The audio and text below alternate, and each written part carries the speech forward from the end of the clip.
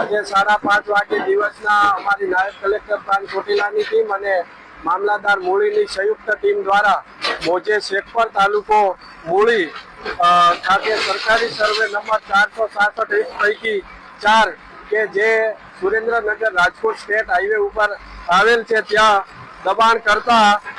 સુખદેવસિંહ બહાદુરસિંહ પરમાર, દશરથસિંહ જોરુપા પરમાર, બળવંતસિંહ હેમુપા પરમાર 3 ઈસમો રહે શેખપર નાઓએ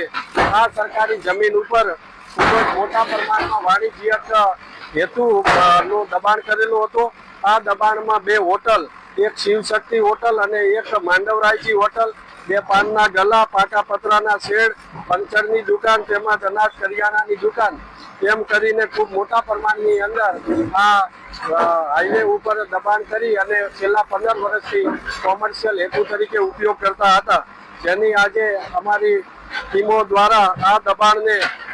ગેરકાયદેસર બાંધકામ દૂર કરવામાં આવેલ છે અને આશરે 1.5 કરોડની કિંમતની સરકારી જમીન છે એ ખુલ્લી કરવામાં આવેલ છે। સાથે સાથે